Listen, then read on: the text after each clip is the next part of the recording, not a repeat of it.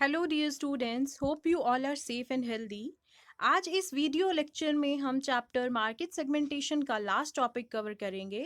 Through this video you will get to know about the advantages the firm enjoys if they divide the total market into different segments, and also you will understand about the important concepts of marketing, that is product positioning, target marketing and niche market. So without wasting much of your time, let's get right into the video. First topic जो आता है वो आता है advantages और we can say importance of market segments.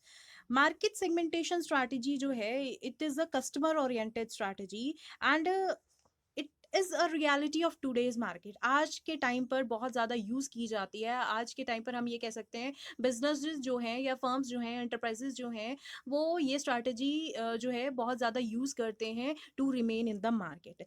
अब market segmentation strategy क्या होती है, वेयर जो सभी फर्म्स हैं they focus how they can satisfy their customer by providing the various company products and services as per their need. मतलब किस तरीके से हम कस्टमर को सेटिस्फाई कर सकते हैं, उसको एक अच्छा प्रोडक्ट जो है उसकी नीड के अकॉर्डिंग प्रोवाइड करके, और साथ ही साथ हम एक इफेक्टिव मार्केटिंग सेगमेंटेशन प्रोग्राम भी यूज करते हैं so to provide that particular product to the final destination, that is consumer.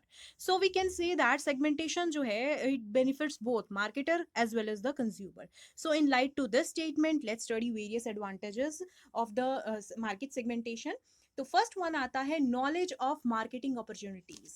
अब ये मार्केट सेगमेंटेशन के अंडर जो मार्केटर है वो इजीली डिफरेंट जो अपॉर्चुनिटीज अवेलेबल है मार्केट में उनको ग्रैप कर सकता है, उनको एलोकेट कर सकता है और साथ ही साथ कंपेयर भी कर सकता है कि कौन सी बिजनेस अपॉर्चुनिटी जो है उनके लिए फायदेमंद होगी। साथ ही साथ इस स्ट्रैटेजी के बेसिस पर ही वो ऐसी मार्केट को चूज कर सकता है जहां पर उसका जो प्रोडक्ट है वो उसकी जो सेल है वो बहुत पुअर है, बहुत कम है। तो वो ये सेगमेंटेशन की हेल्प से ही वो ये मेथड जो है फॉलो करके ही यहाँ पर जो उनकी नीड्स हैं पर्टिकुलर सेगमेंट की उनको पता लगा सकता है और उसी हिसाब से प्रोडक्ट को मैन्युफैक्चर कर सकता है। या अगर प्रोडक्ट ऑलरेडी जो है एक तरीके से उतारा हुआ है उन्होंने उस पर्टिकुलर सेगमेंट में, तो साथ ही साथ वो डिफरेंट रीपोजिशनिंग स्ट्रैटेजी जो है वो यूज़ कर सकता है, या हम कह सकते हैं कि वो अपने प्रोडक्ट में जो है डिफरेंट चेंजेस कर सकता है दैट पर्टिकुलर सेगमेंट डिमांड्स। ठीक है, तो ये डिफरेंट मार्केटिंग अपॉर्चुनिटीज़ जो है ये सिर्फ हमें पता लगती हैं अगर हम डिफरेंट सेगमेंट्स में मार्केट को डिवाइड करते हैं।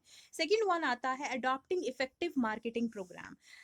कस्टमर की जो नीड्स हैं उनको पूरी अच्छे तरीके से पता लगाया जाए। मार्केटर इस जो हम मॉडर्न कंसेप्ट यूज़ करते हैं उसमें यही चीज़ करते हैं कि वो अब कंज्यूमर को बहुत अच्छे से स्टडी करते हैं, उनकी नीड्स और वांट्स क्या चाहते हैं उनको अच्छे से स्टडी करते हैं और उसी के बाद वो एक मार्केटिंग प्रोग्राम जो है फॉर्मुलेट करते हैं। सो अगर हम ये भी कह सकते हैं कि सिंगल मार्केटिंग प्रोग्राम जो है वो इतनी सारी सेगमेंट्स के लिए जो है वो सूटेबल नहीं रहता। ठीक है, एक सेगमेंट के लिए एक मार्केटिंग प्रोग्राम जो है वो सूटेबल रहता है, और हम ये भी कह सकते हैं कि एक मार्केटिंग प्रोग्राम दूसरे के लिए जो है दूसरी सेगमेंट के लिए कंपैटिबल नहीं होगा।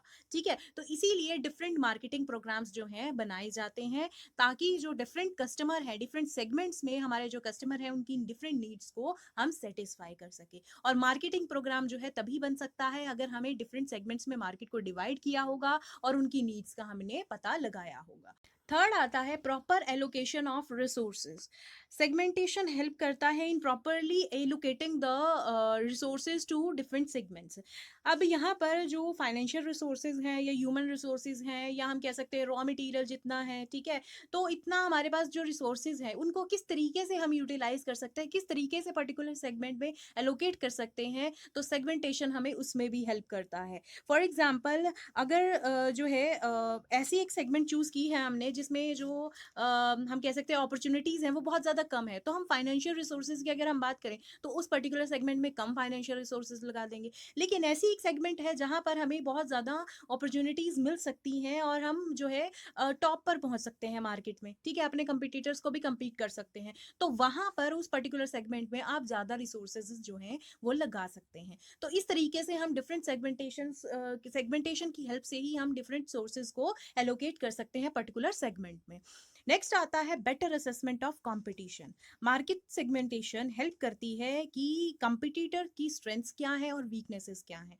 कि मान लो फॉर एग्जांपल ऐसी हम डिफरेंट स्ट्रैटेजीज ही बना सकते हैं कंपटीटर्स को compete करने के लिए। फॉर एग्जांपल अगर हम देखें कि पर्टिकुलर सेगमेंट में जो कंपटीटर है, ठीक है, तो वो उसका जो है स्ट्रॉन्ग बेस है उस पर्टिकुलर सेगमेंट में, तो वो आप वहां ना एंटर करके किसी और दूसरी सेगमेंट में जहां पर उसका स्ट्रॉन्ग बेस नहीं है उस पर्टिकुलर सेगमेंट को चूज कर सकते हो। ठीक है, तो ये सिर्फ मार्केट सेगमेंटेशन की हेल्प से ही पॉसिबल हो सकता है कि हम जो है यहाँ पर कंपटीशन का जो लेवल है हर सेगमेंट में जो है वो मेजर कर सकते हैं, जिसकी वजह से हम डिफरेंट स्ट्रैटेजीज जो है फॉर्मुलेट कर सकते हैं कंपटीटर्स को compete करने के लिए। नेक्स्ट आता है knowledge of customer needs. Market segmentation एक ऐसा जरिया है जिसके थ्रू हम डिफरेंट टोटल मार्केट को डिफरेंट सेगमेंट्स में डिवाइड करके उनकी नीड्स का पता लगाते हैं, उनकी वांट्स प्रेफरेंसेस जो भी है उनका पता लगाते हैं, ताकि हम प्रोडक्ट जो है उन्हीं की नीड्स के अकॉर्डिंग बनाए। ठीक है, जो डिफरेंट एक्टिविटीज परफॉर्म होती हैं मार्केट में या हम कह सकते हैं फर्म में, वो एक ही मोटिव की तरफ डायरेक्टेड होंगी, दैट इज जो उनका गोल है, that is customer satisfaction, and this can be possible with the help of only market segmentation. ठीक है, और साथ ही साथ हम ये कह सकते हैं मार्केट सेगमेंटेशन की वजह से जो है हम जो सेगमेंटेशन का लेवल है हर सेगमेंट में उसको मेजर करना भी आसान हो जाता है, ताकि जो इम्प्रूवमेंट की ज़रूरत है डिफरेंट सेगमेंटेशंस में तो हम वो भी कर सके हैं डिफरेंट सेगमेंटेशन में। ठीक है, तो ये मार्केट सेगमेंटेशन की हेल्प से ही कंप्लीट होता है। नेक्स्ट आता है adjustment in products. Market segmentation की हेल्प से ही मार्केटर के लिए इजी हो जाता है कि अगर प्रोडक्ट्स में एडजस्टमेंट करने की ज़रूरत है या जो भी सर्विसेज वो प्रोवाइड कर रहा है उनमें एडजस्टमेंट करने की ज़रूरत है, कोई चेंज करने की ज़रूरत है, तो वो कर सकता है, and this knowledge will be provided to the marketer through the market segmentation only. ठीक है, क्योंकि यहाँ पर जो है प्रॉपर मार्केट कम्युनिकेशन होती है विद द अवर कस्टमर्स, उनकी नीड्स एंड वांट्स का पता लगाया जाता है और उन्हीं के अकॉर्डिंग प्रोडक्ट बनाया जाता है। तो अगर हम प्रोडक्ट लॉन्च करते हैं पर्टिकुलर सेगमेंट में तो कस्टमर का रिस्पॉन्स भी कैलकुलेट किया जाता है। ठीक है, तो उनके बेसिस पे जो है उनके रिस्पॉन्स के बेसिस पे हम डिफरेंट चेंजेस कर सकते हैं, अपने प्रोडक्ट्स में एडजस्टमेंट कर सकते हैं। क्लियर। नेक्स्ट आता है इफेक्टिव एडवर्टाइजिंग अपील। अब हम ये कह सकते हैं कि जब हम डिफरेंट सेगमेंट्स में ग्रुप्स को डिवाइड करते हैं, कस्टमर को डिवाइड करते हैं, तो उनकी नीड्स का हमें पता लगता है with the help of market segmentation. साथ ही साथ हम डिफरेंट एडवर्टाइजिंग मीडिया यूज कर सकते हैं on the basis of different segments, कि हमें पर्टिकुलर कौन सा मीडिया चूज करना चाहिए, या हम कह सकते हैं कि जो मैसेजेस हैं वो किस तरीके से इन्फ्लुएंसिव होने चाहिए, कि किस तरीके से अट्रैक्टिव हमें उनको बनाना है। हम डिफरेंट ये एडवर्टाइजिंग स्ट्रैटेजीज या हम कह सकते हैं एडवर्टाइजिंग मेथड्स फॉलो कर सकते हैं कि किस तरीके से हमें एडवर्टाइजिंग करनी है उस पर्टिकुलर मैसेजेस की। और we can say that effective advertising media हम जो है after studying the habits preferences and needs of the consumer we can easily create that particular advertising media. ये ईजी हो जाता है। तो हम कह सकते हैं कि सेगमेंटेशन हेल्प करता है in making the advertising appeal more effective. Advertising appeal को ज़्यादा इफेक्टिव बनाने के लिए, ताकि कस्टमर जो है उस एडवर्टाइजिंग को देखकर ही हमारे प्रोडक्ट बाय कर ले। ठीक है, तो इस तरीके का इफेक्टिव हमें बनाना अपना जो है एडवर्टाइजिंग मीडिया बनाना चाहिए, और ये पॉसिबल सिर्फ मार्केट सेगमेंटेशन की हेल्प से ही होता है, जब हम डिफरेंट नीड्स या चॉइसेस या हैबिट्स या प्रेफरेंसेस को स्टडी करते हैं उस पर्टिकुलर सेगमेंट्स के कस्टमर की। नेक्स्ट आता है enhances marketing efficiency. Market segmentation की हेल्प से जो है यूनिक मार्केटिंग स्ट्रैटेजीज जो हैं फ्रेम की जाती हैं regarding the product, pricing, advertising, sale promotion, distribution channels. और ये कैसे हो सकता है? जब हम डिफरेंट सेगमेंट्स में डिवाइड करते हैं अपने कस्टमर को, उनकी नीड्स के अकॉर्डिंग हम डिफरेंट मार्केटिंग स्ट्रैटेजीज जो है वो बना सकते हैं। ठीक है, इससे क्या होगा, जो फर्म है ओवरऑल उसकी मार्केटिंग एफिशिएंसी जो है वो इंक्रीज होगी। ठीक है, जब हर चीज जो है कस्टमर के अकॉर्डिंग ही सेट की जा रही है, सभी एक्टिविटीज जो है, स्ट्रैटेजीज जो है, पॉलिसीज जो है वो कस्टमर की नीड्स के अकॉर्डिंग ही फ्रेम की जा रही है, तो अल्टीमेटली जो फर्म की एफिशिएंसी है वो क्या हो जाएगी, इंक्रीज हो जाएगी। क्लियर। नेक्स्ट आता है इंक्रीज इन सेल्स वॉल्यूम। अब जो मैन्युफैक्चरर है वो डिफरेंट सेगमेंट्स की डिमांड के अकॉर्डिंग ही प्रोडक्ट बनाता है। ठीक है, तो प्रोडक्ट उनकी डिमांड के अकॉर्डिंग बनाएगा तो अल्टीमेटली वो बाय भी करेंगे अपने जो पर्टिकुलर सेगमेंट के कस्टमर है, तो इससे क्या होगा, जो सेल्स वॉल्यूम है वो ऑटोमेटिकली क्या हो जाएगा, इंक्रीज हो जाएगा। क्लियर। नेक्स्ट आता है बेनिफिट्स टू कंज्यूमर, अब कंज्यूमर्स जो हैं अल्टीमेटली उनको ही फायदा होता है। दो कंपटीटर्स की वार जो है अल्टीमेटली फायदा किसको देती है? कंज्यूमर को ही देती है, ठीक है। क्योंकि आपस में अगर दो कंपटीटर्स जो है वो compete करेंगे, तो एक कंपटीटर दूसरे को compete करने के लिए अपना प्रोडक्ट और अच्छा बनाएगा, या उसका प्राइस भी कम कर सकता है, ठीक है, उसमें एडजस्टमेंट कर सकता है according to the customer needs, ठीक है। तो अल्टीमेटली फायदा किसको हो रहा है? हमारे कंज्यूमर को हो रहा है। दो कंपटीटर अगर compete करते हैं तो फायदा अल्टीमेटली कंज्यूमर को ही होता है। For example Coca Cola versus Pepsi, या पोलो वर्सेज मिंट, ये कुछ ऐसे, या हम कह सकते हैं किसान सॉस वर्सेज मैगी सॉस, तो ये कुछ ऐसे पॉपुलर कंपटीटर्स हैं जो आपस में compete करने के चक्कर में फायदा हमारे कस्टमर को ही देते हैं, यानी आम जनता को ही फायदा मिलता है उसका। वो और ज्यादा यूनिक स्ट्रैटेजीज बनाते हैं, और ज्यादा इनोवेटिव अपना प्रोडक्ट को बनाते हैं, तो इससे क्या होगा? अल्टीमेटली फायदा कंज्यूमर को ही होगा। और ये पॉसिबल सिर्फ किसकी वजह से है? मार्केट सेगमेंटेशन की वजह से है।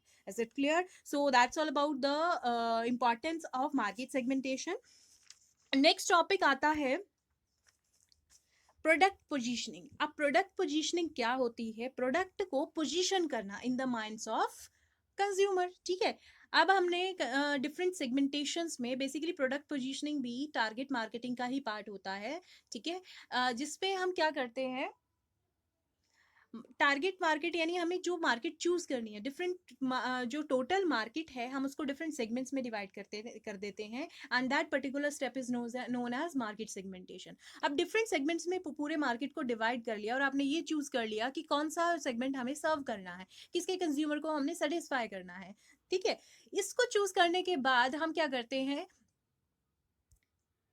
प्रोडक्ट को पोजीशन करते हैं, मतलब कि हम प्रोडक्ट जो है वो लॉन्च करते हैं, उसके बारे में कंज्यूमर को बताते हैं, ठीक है। और इतना इफेक्टिव हमारा प्रोडक्ट होना चाहिए कि हमारा कंज्यूमर जो है उस प्रोडक्ट को देखते ही बाय कर ले। So product positioning strategy is an effective technique, जिससे जो है हम एक प्रोडक्ट की इमेज क्रिएट करते हैं, एक अच्छे प्रोडक्ट की इमेज क्रिएट करते हैं in the mind of consumer, ठीक है। तो हम ये कह सकते हैं कि product positioning strategy is basically concern with selecting the marketing mix. ऐसा मार्केटिंग मिक्स जो है हम चूज करें जिससे जो प्रोडक्ट है हम अच्छे से पोजीशन कर सके in the minds of consumer, कि अपनी प्रोडक्ट की जो इमेज हम दिखाना चाहते हैं वो इजीली दिखा सके कंज्यूमर को, ताकि वो हमारा प्रोडक्ट जो है वो बाय करे उस पर्टिकुलर सेगमेंट को, ठीक है बेसिकली। तो कंपनी जो है सबसे पहले रिसर्च करती है कि कंपिटिटर्स की पोजीशंस क्या है, ठीक है, वो किस तरीके से अपने प्रोडक्ट को पोजीशन कर रहे हैं, या कंपिटिटर का जो लेवल है कंपटीशन का वो कैसा है उस पर्टिकुलर सेगमेंट में। उसके बाद ही हम जो है डिसाइड करते हैं अपनी पोजीशनिंग या रीपोजीशनिंग के बारे में, कि अगर पोजीशन करना है प्रोडक्ट को, कि किस तरीके से हम न्यू प्रोडक्ट को पोजीशन कर सकते हैं in the mind of consumer. अगर हमारा जो ऑलरेडी एग्जिस्टिंग प्रोडक्ट है उस पर्टिकुलर अलग सेगमेंट में किस तरीके से उसको रीपोजीशन कर सकते हैं, that we have to ascertain, that we have to analyse, ठीक है। और इस हम कह सकते हैं कि ये जो प्रोडक्ट पोजीशनिंग स्ट्रैटेजी होती है क्रिएटिव एक्सरसाइज होती है। क्रिएटिव एक्सरसाइज इसको इसलिए भी बोलते हैं क्योंकि हम बेसिकली प्रोडक्ट को क्रिएट करते हैं in the mind of consumer, ताकि वो हमारा प्रोडक्ट जो है बाय करे। that this is what the product positioning concept is all about. Clear? Next आता है स्टेप्स इन प्रोडक्ट पोजीशनिंग। जब प्रोडक्ट पोजीशनिंग की जाती है तो डिफरेंट स्टेप्स फॉलो किए जाते हैं। So according to Philip Kotler जो पोजीशनिंग है it consist of 3 steps. 3 steps में माने फर्स्ट आता है आइडेंटिफाइंग पॉसिबल कॉम्पिटिटिव एडवांटेज।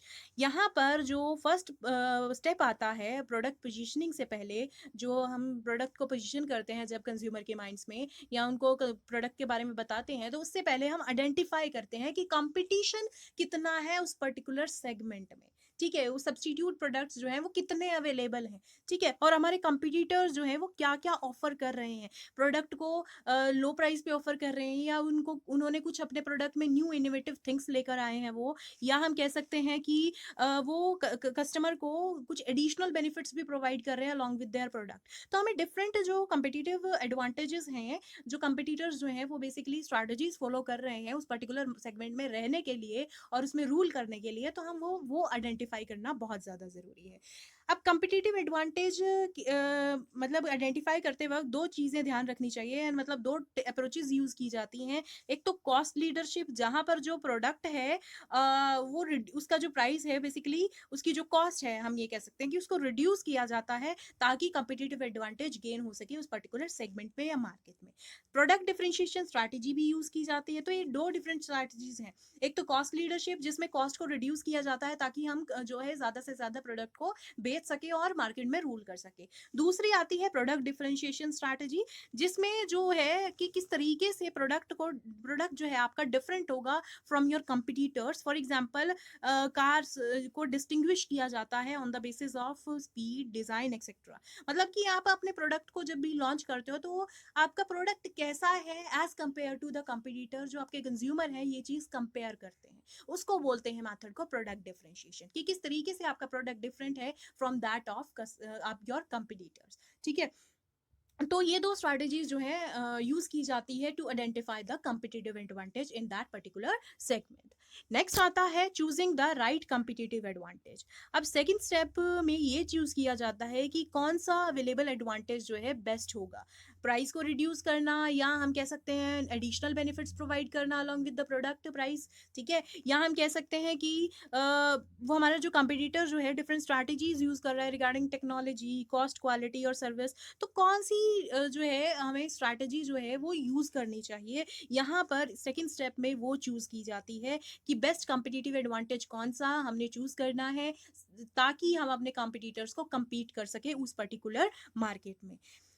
अगर किसी कंपनी की गुड पोजीशनिंग होगी तो automatically it speaks about the company product quality as well as the company services towards that particular product. ठीक है, तो हम ये कह सकते हैं कि हमें बेस्ट कम्पिटिटिव एडवांटेज चूज करना है amongst the many competitive advantages.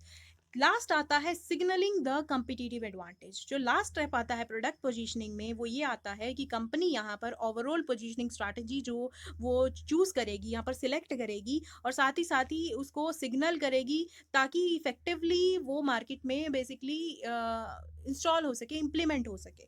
तो हम ये कह सकते हैं कि company should take specific steps ताकि जो एडवर्टाइजिंग एडवांटेज है उसको वो एडवर्टाइज कर सके। सिग्नल का मतलब है यहाँ पर अब कस्टमर को बताया जाएगा कि हमारा प्रोडक्ट किस तरीके से डिफरेंट है और हम कौन सी स्ट्रैटेजी जो है वो यूज कर रहे हैं उस पर्टिकुलर प्रोडक्ट को लॉन्च करने के लिए। यहाँ पर ये कह सकते हैं कि यहाँ पर जो लास्ट स्टेप है इसमें डिफरेंट स्टेप्स लिए जाते हैं अपने प्रोडक्ट को एडवर्टाइज करने के लिए along with the competitive advantage.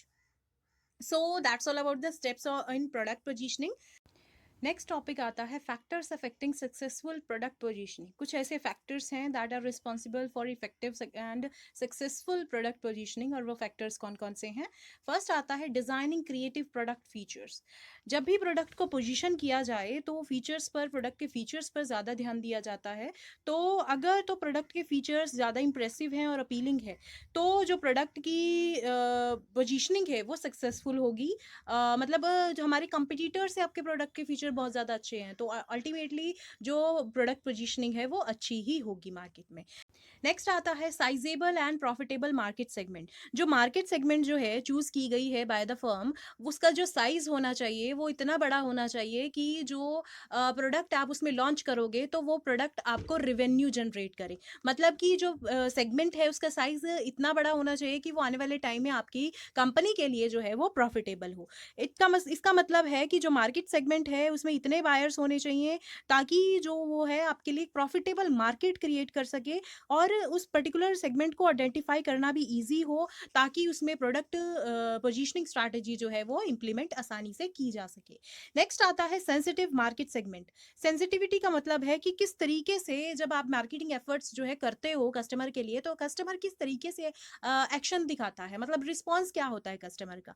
तो हम ये कह सकते हैं कि सक्सेसफुल प्रोडक्ट पोजीशनिंग के लिए जो कम्युनिकेशन मैसेज है वो इस तरीके से डिज़ाइन किए करे कंपनी सेगमेंट के लिए ताकि जो है वो सेगमेंट में जितने भी कंज्यूमर हैं उसको इजीली अंडरस्टैंड कर सकें और उसको प्रिसीव्ड भी प्रॉपरली करें आपके जो पर्टिकुलर सेगमेंट के कस्टमर हैं वो। ठीक है, तो ये प्रोडक्ट पोजीशनिंग स्ट्रैटेजी जो है तभी सक्सेसफुल हो पाएगी।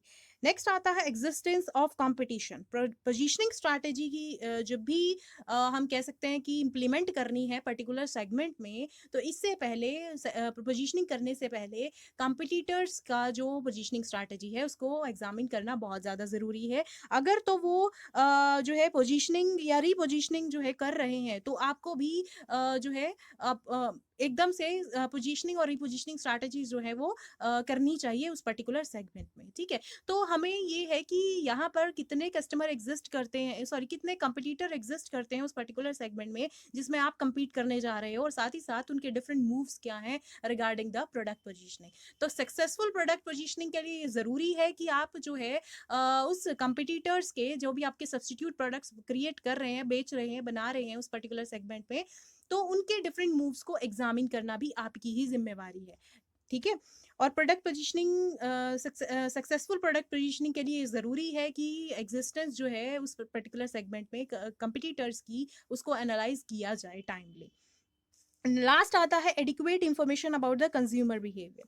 कंज्यूमर का बिहेवियर टूवर्ड्स, मतलब एक तरीके से हम कह सकते हैं कि प्रोडक्ट की तरफ कैसा बिहेवियर है उसका, क्या उसकी नीड्स हैं, क्या वांट्स हैं, क्या डिज़ायर्स हैं, उसका डिसीजन मेकिंग प्रोसेस क्या कैसा है, या हम कह सकते हैं बाइंग बिहेवियर कैसा है उसका रिगार्डिंग द कंपनी प्रोडक्ट। तो उसको एनालाइज करना बहुत ज़्यादा ज़रूरी है, क्योंकि अल्टीमेटली अगर आपका कंज्यूमर जो है आपका प्रोडक्ट बाय नहीं करता है, तो अल्टीमेटली आपकी कंपनी ही सफ़र करती है। इट्स बेटर कि कंपनी जो है प्रोडक्ट पोजीशनिंग से पहले कंज्यूमर का बिहेवियर जो है प्रॉपर्ली एनालाइज करे। So that's all the factor that are responsible for effective product positioning strategy in the particular segment. तो जब भी प्रोडक्ट पोजीशनिंग की जाए in a particular segment, it's better to overlook all these factors that are responsible for successful product positioning. Is it clear? Next topic आता है target market. Target यानी हमारा जो गोल है, यानी हमें जो प्रोडक्ट बनाना है वो कौन सी मार्केट के लिए बनाना है। जब टोटल मार्केट को डिफरेंट सब ग्रुप्स में डिवाइड किया जाता है, डिफरेंट सेगमेंट्स में डिवाइड किया जाता है, तो उनमें से आपकी कंपनी जो है एज अ कंपनी वो एक दो सेगमेंट्स चूज करती है और उसी के लिए जो है मेहनत करती है। तो यानी आपकी वो एक दो सेगमेंट्स जिनके लिए आप प्रोडक्ट बना रहे हो, वो क्या हुई आपकी टारगेट मार्केट। क्लियर? तो target market are essential group of people जिसके लिए मार्केटर्स जो है एक प्रोडक्ट मार्केटिंग मिक्स जो है वो सॉरी पर्टिकुलर मार्केटिंग मिक्स जो है वो डिज़ाइन करने जा रहा है। जब भी डिफरेंट सेगमेंट्स को इवेल्युएट किया जाए, तो कंपनी जो है दो फैक्टर्स पर ध्यान रखे। एक तो आता है overall effect attractiveness of the segment, कि जो हम कह सकते हैं कि जो पोटेंशियल सेगमेंट है उसके कुछ अट्रैक्टिव फीचर्स होते हैं, जैसे size, growth, low risk, profitability, तो इनको एनालाइज करना बहुत ज़्यादा ज़रूरी है। दूसरा फैक्टर आता है कंपनी के ऑब्जेक्टिव्स एंड रिसोर्सेज। कंपनी जो है इन्वेस्टिगेट करे कि जो पर्टिकुलर सेगमेंट उन्होंने चूज़ की है, तो वो पर्टिकुलर सेगमेंट्स के जो ऑब्जेक्टिव्स हैं वो कंपैटिबल होनी चाहिए कंपनी के ऑब्जेक्टिव से, और साथ ही साथ रिसोर्सेज भी हमारे पास अबंडेंट होने चाहिए, so that we can put that resources in a particular segment. कई बार क्या होता है, अट्रैक्टिव सेगमेंट्स जो हैं वो लॉन्ग टर्म ऑब्जेक्टिव से मैच नहीं करती कंपनी के। Therefore, it should select that segment as target market in which it can offer a superior value. तो वो वाली segment जो है वो choose करे जो एक तरीके से जिस particular segment में वो अच्छे से superior value जो है वो provide कर सकता है, या we can say it can offer a superior value in that particular segment of the product. और वो segment जो है वो profitable भी होनी चाहिए organization के लिए। Target market selection is basically a choice of which and how many segments the company will compete in, मतलब कितनी segment जो है कंपनी चूज करेगी। यहाँ पर दो अल्टरनेटिव अप्रोचेज यूज़ की जाती हैं रिगार्डिंग द पर्टिकुलर सेगमेंट, कि किस तरीके से उनको सर्व किया जाएगा। And both of these shotgun approach as well as rifle approach, both of these are used by the companies to get the customer attention and make their product or we can say make their business stand out from the competitors। मतलब कि एक तरीके से market में आपका जो business है वो खड़ा रहे, वो स्टैंड रहे, स्टेबल रहे, और साथ ही साथ वो कंपटीशन भी अच्छा दे टू द वेरियस कंपटीटर्स। ठीक है, तो ये दोनों ही अप्रोच यूज की जाती है बाय द मार्केटर्स। और ये अप्रोचेस क्या है, सबसे पहले आती है shotgun approach. It is basically a subset of mass marketing approach. Mass marketing approach जिसमें यहाँ पर एक मार्केटिंग प्रोग्राम जो है, कॉमन मार्केटिंग प्रोग्राम जो है यूज़ किया जाता है, और पूरे मार्केट को एक मार्केट कंसीडर करते हैं और उनको एक ही प्रोडक्ट जो है वो सर्व करते हैं कंपनी। यहाँ पर जो है सेगमेंटेशन को इम्पोर्टेंस नहीं दी जाती। यहाँ पर कंज्यूमर की नीड्स एंड वांट्स को जो है प्रॉपर जो है हम कह सकते हैं कि उन पर ध्यान नहीं दिया जाता है। यहाँ पर क्या होता है, एक मार्केट उसी को सर्व करना है, ठीक है, डिफरेंट सेगमेंट्स में डिवाइड नहीं होती है मार्केट, इसीलिए इसको कहा गया है short gun approach. For example Netflix, Coca Cola, Colgate, ये कुछ ऐसी कंपनीज हैं जो जिनका मेन फोकस रहता है प्रोडक्ट के ऊपर रादर देन ऑडियंस के ऊपर, कि ऑडियंस क्या चाहती है, हमारी हमारा कस्टमर क्या चाहता है। क्लियर। सेकंड आती है rifle approach. Rifle approach basically यहाँ पर हम कह सकते हैं कि ये प्रोडक्ट डिफरेंशिएटेड और कंसंट्रेटेड मार्केट का मिक्सचर है, जहाँ पर जो टोटल मार्केट है उसको डिफरेंट सेगमेंट्स में डिवाइड किया जाता है और हर सेगमेंट्स को जो है वो सर्व किया जाता है, जिसमें से डिफरेंट सेगमेंट्स में से जो मेन सेगमेंट्स हैं उनको चूज करके जो है फर्म उनको सर्व करती है, ठीक है। और डिफरेंट मार्केटिंग मिक्स यहाँ प्रोग्राम जो है वो यूज किया जाता है डिफरेंट सेगमेंट्स के लिए। So that's why it is called rifle approach. So hope you have understood both the approaches, shotgun as well as the rifle approach. Next topic आपका आता है नीश मार्केट। नीश मार्केट क्या होता है? मास marketing अभी हमने पढ़ा, जिसमें जो है पूरे एंटायर मार्केट को एक ही मार्केट माना जाता है और उनके लिए एक ही प्रोडक्ट जो है वो सर्व किया जाता है। इसके अलावा हमने सेगमेंट मार्केटिंग पढ़ा। सेगमेंट मार्केट में जब टोटल मार्केट को डिफरेंट सेगमेंट्स में डिवाइड किया जाता है और हर सेगमेंट्स की जो नीड्स एंड वांट्स हैं उनको स्टडी करने के बाद ही प्रोडक्ट उनको प्रोवाइड किया जाता है। थर्ड आता है नीश मार्केट। नीश मार्केट को हम कह सकते हैं इज अ पर्टिकुलर सेगमेंट और सबसेट ऑफ बिगर मार्केट, जिसमें स्पेसिफिक ग्रुप ऑफ पीपल होते हैं जिनकी कॉमन लाइकिंग्स हैं, कॉमन डिमांड है और उनको पूरा किया जाता है।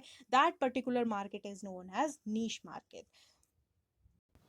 फॉर एग्जाम्पल अगर हम सिगरेट मार्केट का एग्जाम्पल लें यहाँ पर, तो सिगरेट मार्केट में हम जब डिवाइड करते हैं डिफरेंट सेगमेंट्स में स्मोकर्स को, तो हम डिवाइड करते हैं, कुछ होते हैं नॉन स्मोकर्स जो बिल्कुल भी स्मोकिंग नहीं करते, कुछ होते हैं ओकेजनल स्मोकर्स, या कुछ होते हैं regular smokers, and third one is heavy smokers जो बहुत ज़्यादा स्मोक करते हैं।